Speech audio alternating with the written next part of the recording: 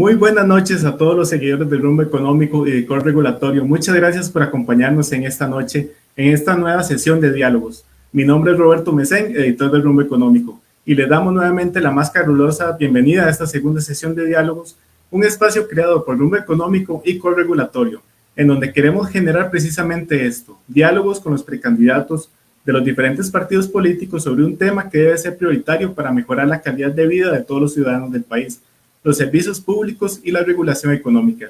Durante estas transmisiones también nos acompañará don William Villalobos, CEO de la firma Core Regulatorio y especialista en este tema, a quien le damos precisamente la bienvenida y lo incluimos en la transmisión. Buenas noches, don William. Buenas noches, Roberto. Un gusto estar en esta segunda entrega de diálogos. Efectivamente, diálogos es un esfuerzo que hemos hecho Rumbo Económico y Core Regulatorio por llevarle a todas las personas las distintas propuestas que tienen los aspirantes, las distintas precandidaturas de los partidos políticos en temas que tienen que ver con la regulación económica y la prestación eficiente de los servicios públicos, tema no menor de cara a la necesidad de reactivar la competitividad país en estos sectores. Así que un gusto estar de nuevo con vos en esta segunda entrega. Muchas gracias, don William, e iniciamos esta segunda entrega.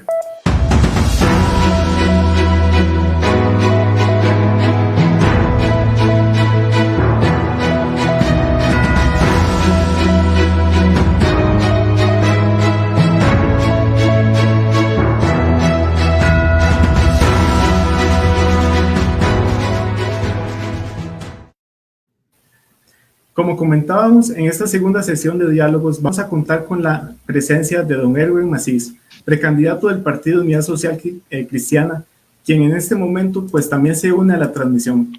Muy buenas noches, don Erwin, qué gusto tenerlo. Hola, qué gusto saludarlos, Roberto y don William. Un placer para mí estar aquí compartiendo con todos ustedes, pero también con todas las personas que siguen estos acercamientos, que me parecen súper valiosos y súper importantes para poder exponer cuáles son nuestras ideas de cara a las pretensiones que cada uno tenemos como precandidatos. Excelente, muchas gracias, don Erwin. Tal vez iniciamos la sesión de diálogos precisamente con la pregunta que nunca puede faltar. ¿Quién es Erwin Macís? ¿Cómo se puede escribir usted? Y también hay una frase que hemos visto en su campaña, que es nuevas oportunidades para todos. ¿Cómo esta frase puede describir lo que es Erwin Macís y las propuestas o las ofertas que le está haciendo a los ciudadanos del país? Bueno, Erwin Macís es alguien que nace con muchísimas limitaciones en la vida, que crece en una familia rural, de San Mateo de Alajuela, pero que el Estado le genera una oportunidad para poder salir adelante, que nos generó a mí y a mis hermanos una opción. Yo me crié en una casa de bono de vivienda, y aunque crecí con mucho amor y con mucho cariño, crecí también con grandes limitaciones, pero sabía que podía ir a la escuela pública, que podía ir al colegio público y que si me esforzaba, podía también terminar estudios universitarios y poder salir adelante tal cual como lo he hecho. Crezco entonces agradecido con este país por tantas bendiciones que me ha dado y eso me marca desde muy joven, porque a los 19 años me postulo como alcalde y en San Mateo de Alajuela y me eligen alcalde en San Mateo. De manera tal que a partir de ahí inicia también mi carrera política con 11 años en el servicio público y 11 años en la parte privada también como abogado y como asesor. También soy esposo y padre de familia. Tengo dos niñas, dos hijas maravillosas, mis motores de vida, Victoria y Clarita. Y bueno, tengo también tengo 10 años de casado.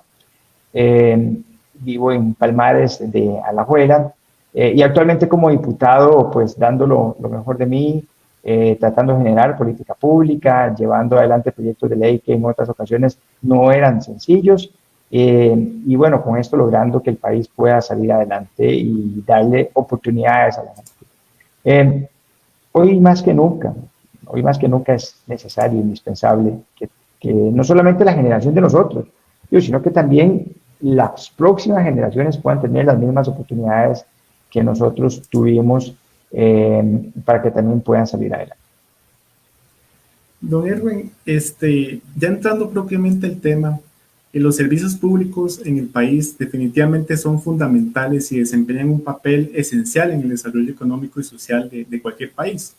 Desde su perspectiva y tal vez de una forma general, porque este es un tema bastante amplio, ¿cómo visualiza usted la situación actual de los servicios públicos de Costa Rica? Bueno, hay un reto, pero primero tal vez vamos a poner tal vez en contexto los servicios públicos o cómo lo entiendo yo. Son solo todos los servicios que el Estado proporciona a los costarricenses. Algunos incluso, digamos, muy exitosos en algún periodo del tiempo, como la educación y la salud, pero otros, digamos que los tenemos tal vez más cercanos, vienen mostrando grandes deficiencias con el paso del tiempo. Y lo veo de esta manera, y así lo he tratado de explicar. Las oportunidades que nosotros tuvimos no fueron casuales, fueron pensadas y estructuradas por nuestros abuelos. Ellos tomaron muy buenas decisiones sobre el país que querían tener y que nos heredaron a nosotros. Pero con el transcurrir del tiempo, hubo generaciones que no le aportaron también, digamos, a mejorar esos recursos, y hoy día tenemos deficiencias y deudas en básicamente los servicios, digamos, de mayor cercanía con los ciudadanos. Salud, pero también electricidad, movilidad, hidrocarburos, agua, telecomunicaciones. Por ejemplo, veíamos el año pasado, por cierto, en un control político que hicimos, cómo la mitad del recurso hídrico se pierde en la infraestructura, digamos, en la conducción del agua, por fugas y también por gente que está, pues, robándose la paja de agua. Bueno, ese tipo de dificultades lo que generan es que tenga un impacto también en nuestras tarifas y de alguna manera impactando nuestra economía de forma negativa. Veíamos también ahora en la pandemia, por ejemplo, cómo hacían proyecciones en la medición del consumo del agua. Me parece un absurdo, es decir, no te están cobrando por la cantidad de agua que usted consume, sino le están cobrando bajo proyecciones que no son, digamos, objetivas. En materia de hidrocarburos, por ejemplo, ya un gran reto, y hoy día hay gente que tal vez sin entender mucho el tema, honestamente así lo digo, habla de cerrar Recope como una medida para bajar el costo de los combustibles. Me parece un disparate, digamos, plantearlo de esa manera. Lo digo porque la tarifa del costo de los combustibles depende más de otras aristas que de lo que Recope como institución básicamente, digamos, gasta o invierte en su funcionamiento, ¿verdad? Esto más o menos un 40% depende del costo del producto que compramos, ¿verdad? Y que lo importamos ya refinado. Otro 40% seguro debe andar en la carga tributaria, ese impuesto el impuesto a los combustibles, impuesto único a los combustibles, que me parece además que es el tercer impuesto que le suma al país. O sea, solo hay dos impuestos más importantes que y que también direcciona una parte de él hacia las reparaciones de carreteras y va hacia CONAVI y hacia las municipalidades. Me parece que la ley 8114 y alguna otra. Bueno, y entonces solo un porcentaje de cerca de un 10% es lo que impacta, digamos, Recope en la tarifa, o incluso menos, incluso menos. Bueno, ¿qué podemos hacer ahí? Sí podemos hacer algunos ajustes. Por ejemplo, yo presenté un proyecto de ley para que de un fondo que tiene Recope, en donde se le trasladan cerca de 10.000 millones de colones a una asociación, digamos, interna de Recope, evitar que eso continúe. Es decir, no podemos seguir trasladándole fondos a una asociación de empleados de Recope en una cantidad de 10.000 millones de colones por año. Eso sí hay que eliminarlo, digamos. Y bueno, a mí me preocupa que hoy día el gobierno no lo haya solicitado. Bueno, también hay problemas y dificultades en el sector de generación de electricidad. Teníamos, como ustedes saben, un modelo, si bien es cierto, renovable, casi 100%, pero muy costoso, ¿verdad? Nuestra electricidad es muy costosa y me parece que esto se planteó en la lógica tradicional de los megaproyectos y no se entendió a tiempo que había que rápidamente avanzar hacia la producción de autoconsumo. Y bueno, también ahí hicimos una propuesta de ley de autoconsumo para poder generar recursos distribuidos o generación distribuida. Bien, pero digamos... Justamente en ese punto, don Herbert, y perdón que le interrumpa para ir avanzando, porque usted está tocando un tema medular. Usted ha sido alcalde, ha sido emprendedor, ha sido empresario, actualmente es diputado, entiende la realidad que está viviendo el empresario, el emprendedor, el industrial, el tico en general. ¿Cómo hacemos, don Herbert, en este contexto para que el costo de la electricidad en momentos en que no hay plata en los hogares costarricenses, no hay plata en los bolsillos, los empresarios necesitan seguir sosteniendo la operativa de sus empresas y ser competitivos como país? ¿Qué hacer para aliviarle la carga en el costo de la electricidad a los costarricenses? Pues hay que continuar con ese tipo de políticas públicas porque el mundo evoluciona muy rápido y constantemente nos genera tecnología para poder producir electricidad a menor costo. Y no nos podemos quedar con las ideas de hace 15 o 20 años, ¿verdad? Repito, de los megaproyectos. Hoy día, por ejemplo, la generación fotovoltaica ha dado saltos impresionantes y cada día más accesible o más barato, digamos, la producción eléctrica a través de este sistema. Y justamente el proyecto de generación distribuida aporta a ampliar, digamos, el rango de producir electricidad en el país. Y aunque la política pública que hoy día está caminando, y digo está caminando porque el proyecto de ley está caminando y al parecer el reglamento también, bueno, ya está como por cuarta vez en firmas y decretos, me parece. Ojalá que esta vez el presidente sí lo pueda firmar y sí lo dejen firmar. Bueno, parece que el ICE no lo ha dejado firmarlo. Pero entendiendo, digamos, esto es urgente. Son políticas públicas que el país tiene que aprobar rápidamente. Y lo otro es establecer mecanismos de productividad. Eso es exactamente producir más con lo mismo o producir lo mismo con menos. Desde esa lógica, el ICE, digamos, por ejemplo, como uno de los generadores, debería a conciencia revisarse, como cuando uno va al doctor, ¿verdad? Y el doctor le dice, mira, si no haces ejercicio, tal cosa, si no te pones a dieta, tal cosa. Bueno, el ICE tiene que ir al doctor, hacer el diagnóstico y poder establecer que tiene que refinanciar sus deudas, ¿verdad? Para ampliarles el plazo. Me parece que algunas ya las han estado haciendo, pero tiene que ampliarlas aún más para poder, digamos, no tener esa carga tan pesada a tan corto plazo.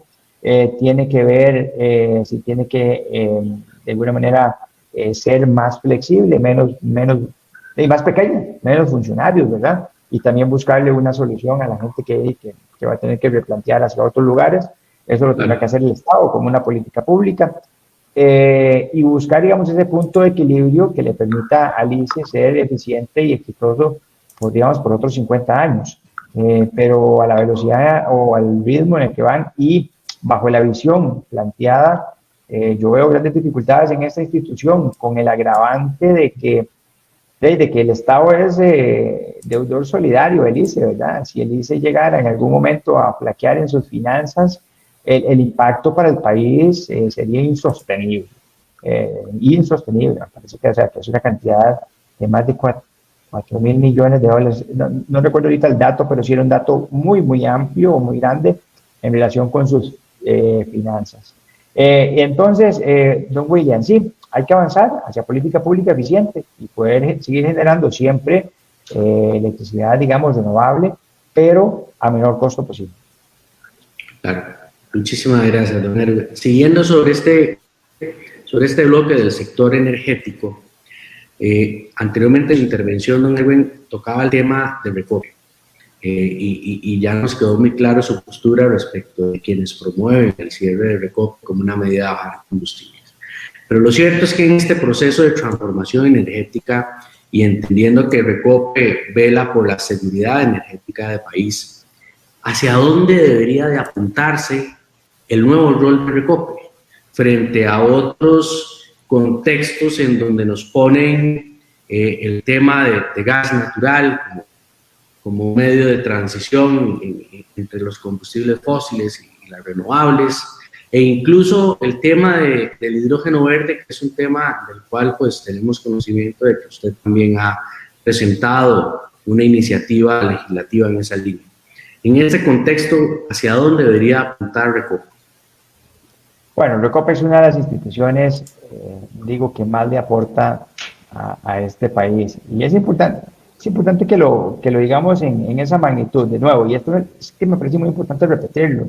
Quienes están planteando cierres de Recope o no conocen del tema o están siendo muy populistas. Lo digo con toda la franqueza del mundo.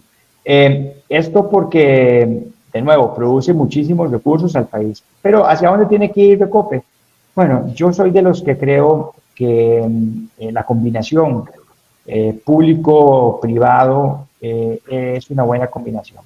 Y poder lograr entonces mezclar, digamos, la productividad privada, las exigencias privadas, la mejora continua privada y algunas series de principios que establece la empresa privada en su ADN para poder subsistir y ser muy eficiente y producir también beneficios y riqueza, debe de incorporarse en muchas de las instituciones públicas, no totalmente. Pero en el caso de Recope tenemos una gran ventaja. Recope es una sociedad anónima cuyo patrimonio es del Estado y Recope perfectamente podría, en un marco de una reconversión o de una reestructuración de la visión de esta institución, podría también contar con una colocación de un 49% de sus acciones hacia el sector privado para poder ser mucho más eficientes de lo que hoy día somos y poder producir una cantidad de energías y utilizar materias primas, digamos, que hoy día no hemos estado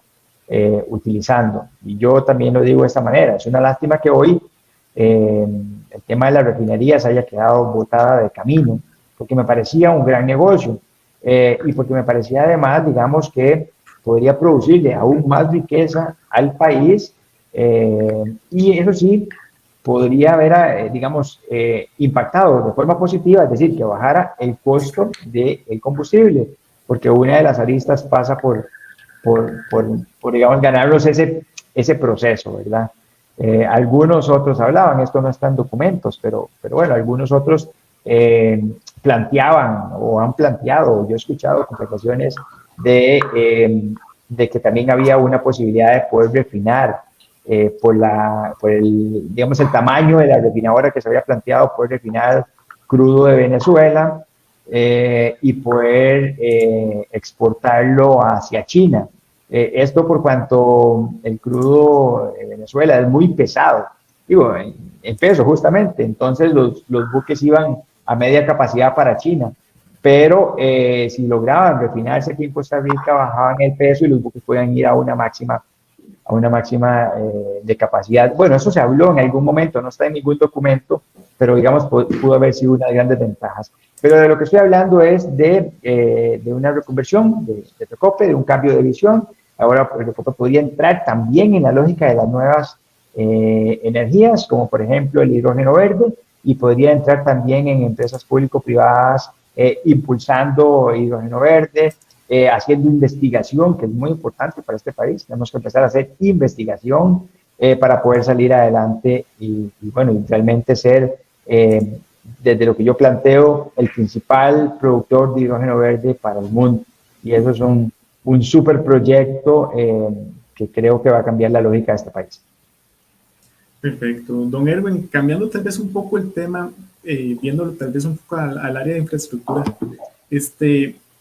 y viendo un poco fuera de las fronteras, normalmente vemos que los países desarrollados, las ciudades donde tienen puertos, estas ciudades pues son sumamente desarrolladas también, debido a la dinámica que el puerto genera en estas ciudades y a la actividad económica. Pero en Costa Rica vemos más bien lo contrario. Limón, Punta Arenas son ciudades con puertos, pero están deprimidas, si podría llamarse de esa manera.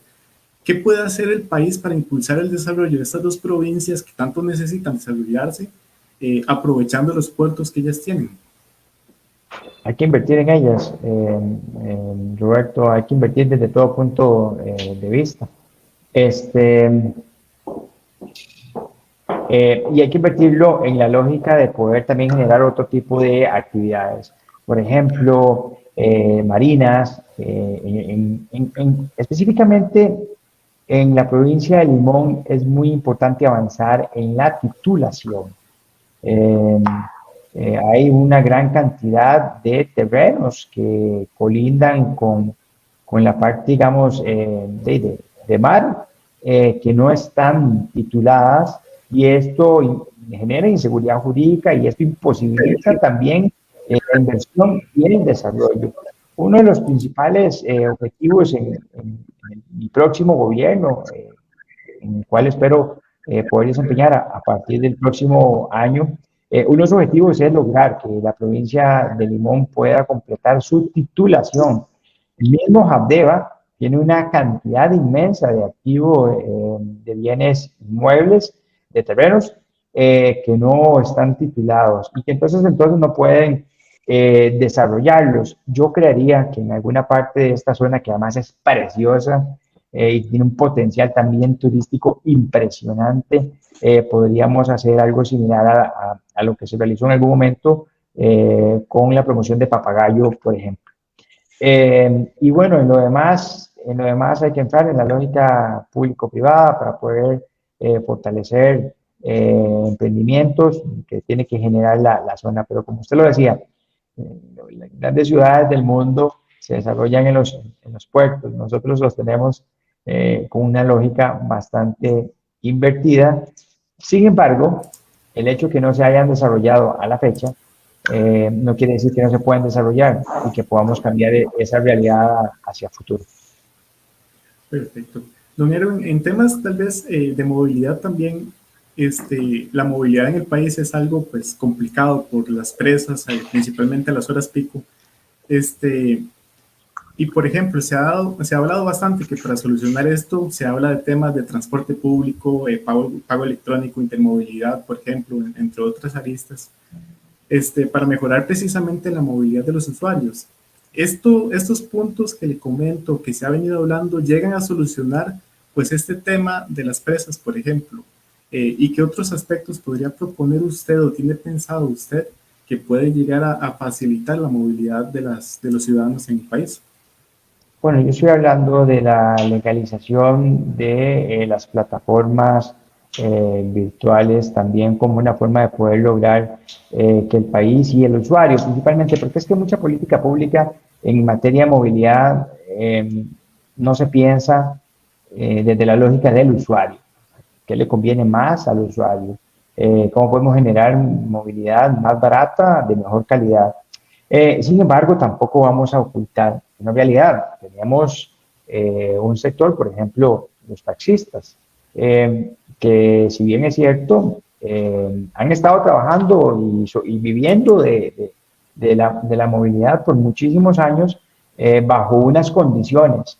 De manera tal que lo que yo propongo es la legalización de todas estas plataformas para que todos trabajen en un mismo sistema, pero considero una indemnización hacia los taxistas para que ellos puedan también ver compensada alguna de las proyecciones que pudieron haber hecho. Es decir, muchos de ellos tal vez deben todavía el carro y lo hicieron pensando en que iban a ganar por semana, no poner un ejemplo cualquiera, 100 colones, y tal vez generando una legalización de plataformas de movilidad va a ganar solo 50.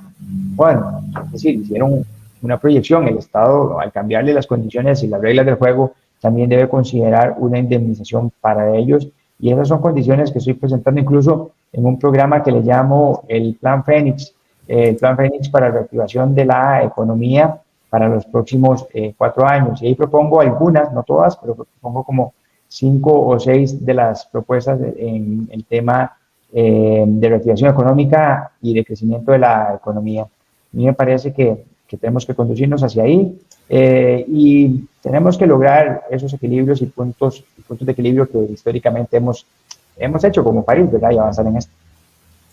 En este punto, siento yo, don Erwin, que el CTP también tiene que jugar un punto muy importante.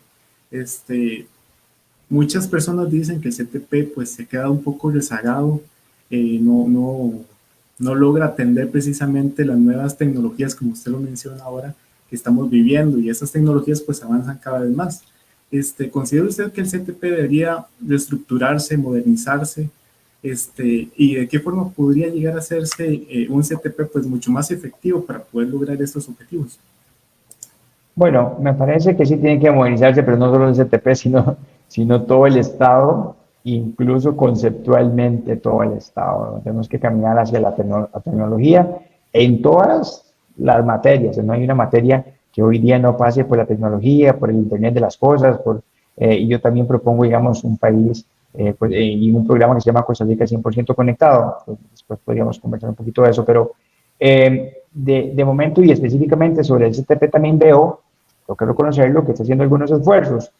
Por ejemplo, estableció hoy día una plataforma para movilidad de taxis que se llama, me parece, BATSE, y que inició hace algunas semanas y que creo que va teniendo, digamos, algún crecimiento importante en el país como una alternativa. Y eso también hay que reconocerlo, porque aunque no alcanza, digamos, la política pública que establecen y que obviamente las exigencias de hoy día son bastante diferentes, pero bueno, es un esfuerzo que realizaron y que creo que hacia ahí apuntaría también mi periodo de gobierno.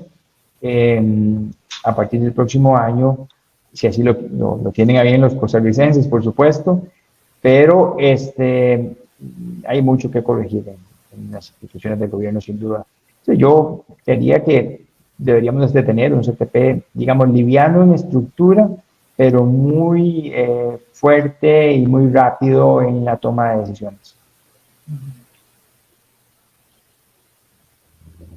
Don Erwin, siguiendo sobre esa línea, y ahora que mencionaba ese programa de Costa Rica 100% conectada, si mal no le entendí, justamente una de mis pasiones, además del tema energético que bien conoce, ha sido precisamente el telecomo. Fue en el sector en el cual me inicié en la regulación hace ya como 10 años, echando más o menos cuentas atrás, cuando estaba en SPH en aquellos entonces. En el caso de Telecom, hay muchísimo por hacer, y es donde realmente le da a uno a veces alegrías, frustraciones, dolor de corazón, sobre todo ahora que estamos viendo lo que está viviendo las niñas y los niños en este país, que están viendo truncado su curso lectivo. Sé que vos sos padre de familia, al igual que yo, y los que tenemos la bendición de tener a los hijos en un sistema privado, pues están teniendo sus clases virtuales y nada pasa en estos días, pero donde vemos que tenemos miles de niños, de jóvenes, que es realmente casi que una generación que está sufriendo retrasos por huelgas hace 2 años, y ahora se nos vino COVID, y no teníamos un sistema educativo preparado, resiliente tecnológicamente hablando. Y surge la gran pregunta y la discusión que surge de nuevo. Tenemos una buchaca enorme que se llama Fonatel, con recursos parqueados, plata de todos los operadores de telecom, y aquí lo digo con transparencia, siendo yo asesor de un operador telco que tiene que todos los años pagar el canon de regulación a la SUTEL para que esa plata esté ahí ejecutándose, pero a pasito tuntún, como dice la canción. ¿Qué hacemos para realmente mejorar la conectividad país y que esa brecha digital, que en un momento tan triste como es esta época de pandemia, se nos acrecienta con los más débiles, los niños y las niñas que no están pudiendo tener clases por una falta de conectividad, cuando tenemos ya 11 años de apertura del sector telco y 11 años de que los operadores están pagando todos los años el canon para hacer bien grande los recursos de Fonatel? Oh, esa es una excelente pregunta, William, y me parece que es como la pregunta de mayor sensación de los últimos días. Lo digo porque efectivamente no hay, digamos, un escenario peor para el país que teniendo la necesidad y teniendo los recursos no podamos solucionar el problema. Y eso ha pasado gran parte por ganas de querer solucionarlo. Y también aquí tengo que indicarle, además lo voy a decir con una palabra bastante coloquial, ha sido muy inútil este gobierno y el anterior en no ejecutar esos recursos. Pero además creo, me consta, que no han creído nunca en el sistema. El partido que está en estos momentos en gobierno no ha creído en la forma en la cual se planteó que se tenía que resolver el sistema. Estaba viendo justamente ayer me pasaron una nota de diputados del Partido Acción Ciudadana del 2016, que decían que le pedimos a los regidores del PAC de ese entonces no apoyar los reglamentos que establecían la posibilidad de que se generara infraestructura en sus cantones. Y hoy día todavía tenemos municipalidades que no han aprobado los reglamentos necesarios para poder aprobar la infraestructura en sus cantones. Entonces, ¿cómo vamos a poder, digamos, avanzar si ni siquiera este gobierno ha sido capaz de llamar al alcalde o a quien tenga, a los regidores de la MONI? Vean, señores, lo que pasa es que si ustedes no avanzan con el reglamento, no podemos poner la infraestructura. Eso por un lado, ¿verdad? Digamos, como para hacer un poco de memoria. Pero por otro lado, pese a que existen esos rezagos, tenemos que pensar ya en la siguiente tecnología, que es el 5G. Y para eso se ocupa que el ICE libere el espectro radioeléctrico.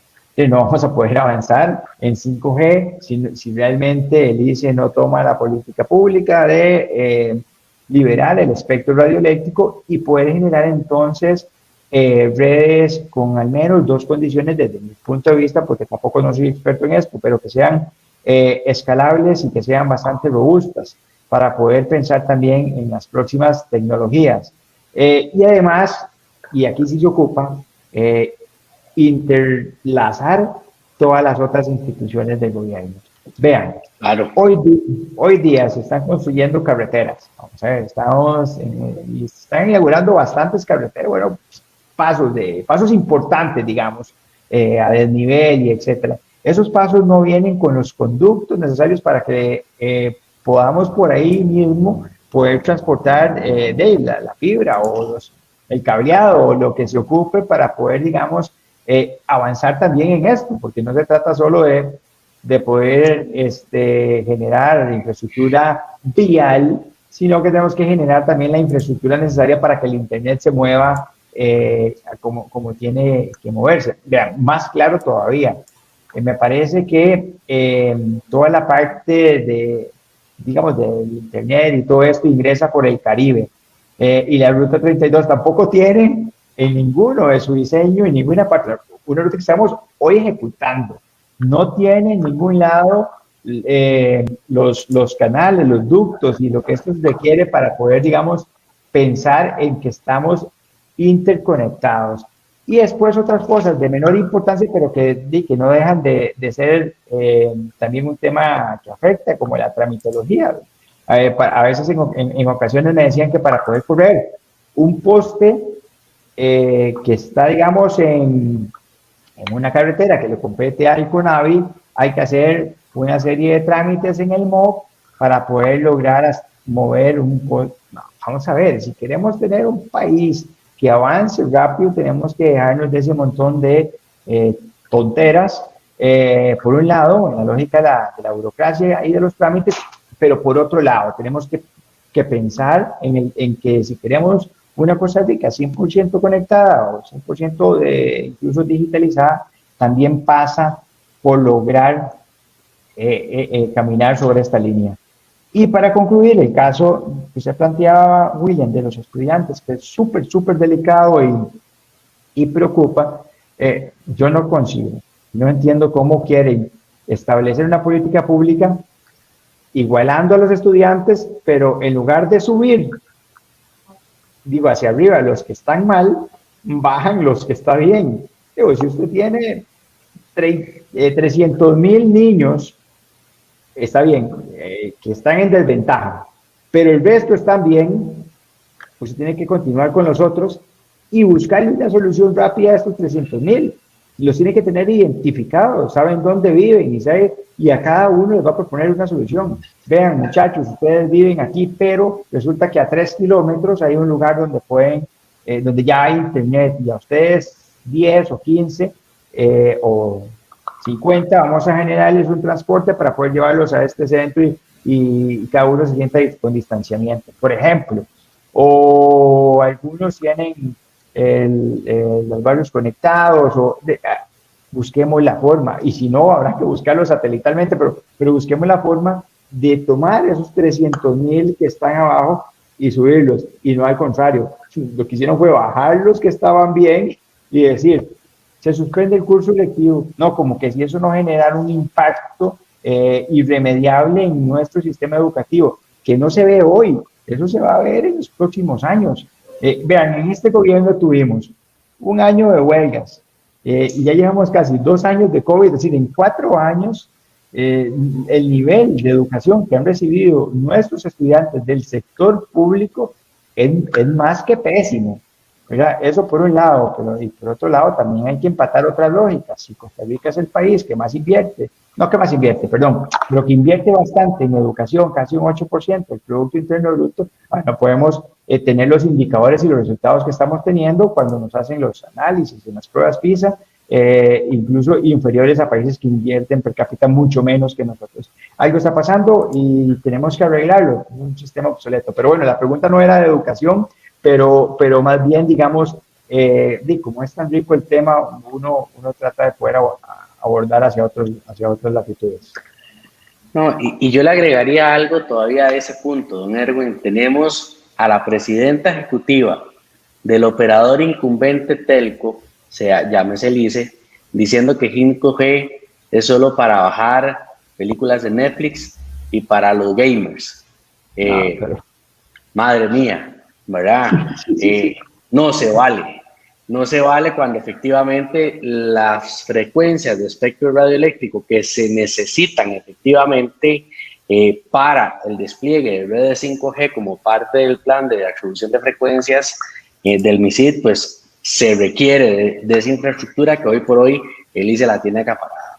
Y eso me lleva a una pregunta muy concreta antes de pasar a otro bloque, y aquí, ya que estamos hablando del ICE 5G y esta dinámica tan convulsa, don Erwin, en su criterio, ¿será que se nos agotó el modelo solidario con el que nació el ICE?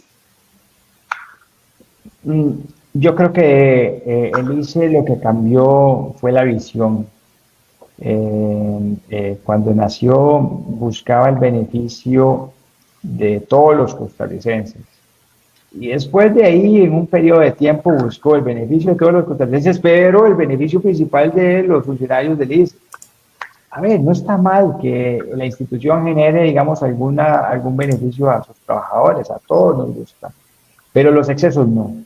Los excesos son malos, y pasa por reconocer, cuando uno tiene problemas, pasa por reconocer que tiene problemas, como alguien que es alcohólico, digamos. Bueno, usted primero reconoce que tiene un problema para después ir a terapia. Es igual que lo que decía antes de ir al doctor, que le dice vaya al doctor. Ha sido todo un tema el manejo de la contabilidad, ¿verdad? Bueno, ahora parece que la Contraloría les ayudó un poquito ahí a acomodar la lógica de que estuvieran con una contabilidad, digamos, internacional y que pudieran individualizarse cada una de las funciones que ellos tiene. Me parece que, no, con todo respeto a la Contraloría, porque creo que se equivocó también, pero en esa lógica del modelo solidario, yo tenía un profesor maestría que me decía que el que no cambia con el cambio lo cambia. Que sí. Yo en algún momento le dije a Alice que, bueno, Alice no, en uno de los controles políticos que uno hace ahí en la Asamblea Legislativa, que yo creo que nadie le pone atención, pero digamos, en uno de los controles políticos que hice, les decía que hay que salvar al ICE del ICE justamente. Y cuando decía de eso me refería a que estaba muy tomado por sus propios intereses, con 18,000 funcionarios en un momento en el cual pensaba que no se lo querían, y también cambió y intentó ampliar hacia otros sectores como ICE Constructor, y después de ahí empezar a sobrevivir con convenios directos con otras instituciones del Estado, y eso también distorsiona el mercado, porque el ICE no fue creado para hacer construcción. Además me parece que es súper malo desde el punto de vista de resultados y eficiencia, el ICE como constructor, y entonces ahí lo veíamos ahí con un concubinato escandaloso con la gente de ferrocarriles, y queriendo, digamos, hacer cosas que, digo, para lo que no están totalmente listos y preparados. Entonces, ¿qué hay que hacer? Bueno, hay que ser conscientes y decir cuál es nuestra capacidad instalada, cómo podemos mejorarla, cómo podemos actualizarnos, cuáles son las tecnologías que podemos aplicar, y cómo le ayudamos al país a salir adelante. Flaco favor le hace, le dice al país, y vuelvo entonces a la pregunta inicial, del modelo social. Pudieron haber perdido la visión. Flaco favor le hace al país queriendo sostener algo que pareciera insostenible.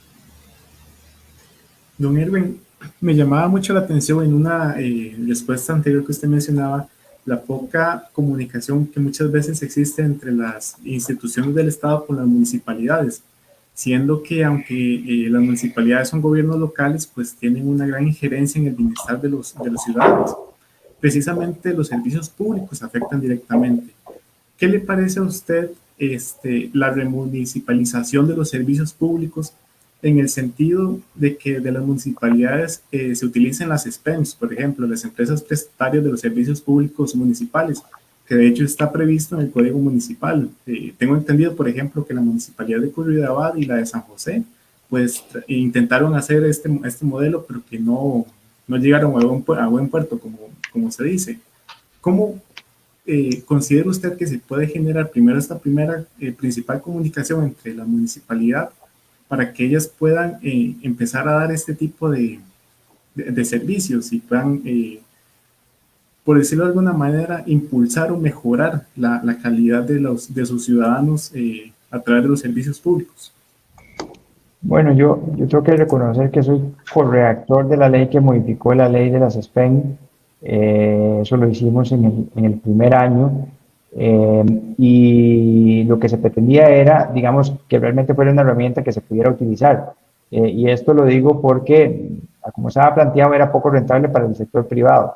Entonces cambiamos alguna lógica desde el punto de vista accionario y también el gerente que pudiera tener mayor flexibilidad, etcétera, pero digamos como para generar una herramienta realmente productiva para llamar la atención del sector privado que pudieran acercarse a las municipalidades. Eso es una gran herramienta, y lo importante o lo que debería tener un país es un menú de herramientas. No todas las municipalidades pueden tener el mismo éxito porque cada una es muy distinta. Ahí sí hay 82 realidades. No, podemos clasificarlas en 3 o 4 grupos, que era lo que yo hacía antes. Yo desafortunadamente fui alcalde de uno de los grupos más pobres, y entonces tenía que ser muy creativo para poder hacer mucho con demasiado poco, ¿verdad? Entonces yo andaba ahí tocando puertas por todas las instituciones del gobierno, pero independientemente de eso, las SPEN es una excelente herramienta para poder participar y para poder mejorar principalmente los servicios municipales, sin duda, todos, o sea, cualquiera, ¿verdad? Pero hay algunas municipalidades que tendrían mayor éxito aplicándolo que otras, dependiendo del tipo de servicio. A ver, por ejemplo, no es la misma cantidad de residuos que genera la Municipalidad de San José que la que genera la Municipalidad de San Mateo. Entonces, digamos, que la Municipalidad de San Mateo pueda mantener solo una SPEN para cubrir sus residuos es ilógico. Podría hacerlo tal vez toda la Federación del Pacífico Central y tal. Pero, digamos, lo que quiero decir es que el país lo que ocupa son un menú de herramientas. Mientras más flexibles, mejor. Nos acostumbramos por años, hubo una generación que se acostumbró a hacer cosas muy cuadradas, muy camisas de fuerza. Entonces puede ser esto, pero no puede ser esto. Y eso es lo que nos tiene ahorita, digamos, voy a decir otra palabra, tan jodidos como país, porque no podemos avanzar a la velocidad que el país debería de avanzar. Es un país con muchísimo potencial, con muchísima riqueza de todo tipo y digamos, no hemos sido capaces de salir de las mismas discusiones circulares de los últimos 30 años, justamente por estar en esas camisas de fuerza, que yo, dicho sea de paso, las aborrezo. Perfecto, don Erwin. Lamentablemente, nos va ganando el tiempo, pero queremos, antes de cerrar esta conversación, este diálogo, hacer una sección que nos gusta bastante, que se llama A Favor o en Contra. Entonces, tenemos 5 enunciados que previamente definimos para mencionárselos y que usted nos diga si está a favor o en contra de estos elementos, de estos enunciados. Es un espacio con trampa, Roberto. No. No hay punto medio. Sí, a favor o en contra. Voy a ser lo más honesto posible. Muchas de esas preguntas usualmente requieren de una explicación, ¿no? Porque la gente se queda seguro como a medio camino. Bueno, ¿por qué está contra? ¿Por qué está a favor? Pero bueno, voy a tratar de seguir las reglas del juego. Está bien. Perfecto. La primera es apertura del mercado eléctrico. Sí, estoy a favor. Exploración minera en Costa Rica. También estoy a favor. Exploración y explotación del petróleo en Costa Rica. Me animaría a definir la exploración, pero la explotación no es una decisión del presidente. Y si acaso tenemos lo que creo que tenemos, eso es una decisión que se tiene que consultar con todo el pueblo. Ok. Regulación de plataformas de transporte colaborativo. Estoy 100% de acuerdo, lo estoy proponiendo en mi plan Fénix que estoy llevando adelante. Y finalmente, cierre del Recope. No, estoy en contra. Antes expliqué por qué. Estoy absolutamente en contra. Perfecto. Don Erwin, nada más agradecerle nuevamente su tiempo, acompañarnos, poder permitirnos escuchar las ideas, las propuestas que tiene sobre estos temas que, como al inicio comentábamos, los servicios públicos pues pueden definir el desarrollo de un país como tal, genera beneficios a los ciudadanos y por ende es un tema medular en cualquier gobierno que se pueda venir. Más bien, muchísimas gracias. No, muchísimas gracias a ustedes, de verdad, por estos espacios. A mí me encantan esos temas, además, digo, porque algunos son muy de actualidad también y otros representan muchos retos para nosotros los que estamos, digamos, en este momento tomando decisiones y que seguiremos tomándolas. Si así lo tienen a bien los costarricenses y votan por nosotros, por mí, el 27 de junio, ya hice el comercial, ¿verdad? Pero, no, y además invitarlos, claro, formalmente. A ustedes dos también, ¿verdad? Yo no sé ni qué partidos son, pero también están invitados a poder votar. Y bueno, no, a todos los costarricenses, decirles que estamos haciendo un gran esfuerzo, yo estoy haciendo un gran esfuerzo por establecer propuesta seria, que va a impactar positivamente a todos los costarricenses. Ese es el reto que tenemos, sin duda los servicios es la máxima, porque eso es lo que el Estado, digamos, debe de llevar hacia los costarricenses y mientras mejor lo haga, es mejor la condición de vida de todos. Muchas gracias.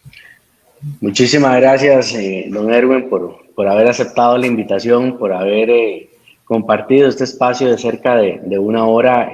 Lo disfrutamos muchísimo. Nos permite a nosotros y también a las personas que nos están siguiendo en esta transmisión, pues conocer más de cerca sus propuestas, conocer más de cerca quién es Erwin Y como se lo dijimos también ayer a nuestro invitado que tuvimos, don Claudio Pizar, y a todos los candidatos que estamos entrevistando, el agradecimiento por tomar la decisión de adecentar la política y participar en una contienda electoral en momentos en donde este país merece escuchar todas las distintas propuestas de todos los distintos actores, porque por encima de todo está la democracia del país. Así que muchísimas gracias, la mejor de las suertes y un gusto haber estado con ustedes esta noche. Ahí me dicen después si los convencen. Hasta luego. Hasta luego.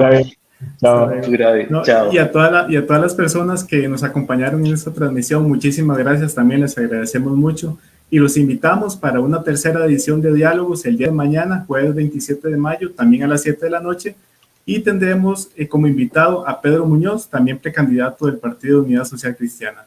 Les agradecemos nuevamente el acompañarnos y los esperamos mañana. Muy buenas noches a todos. Buenas noches. Hasta luego.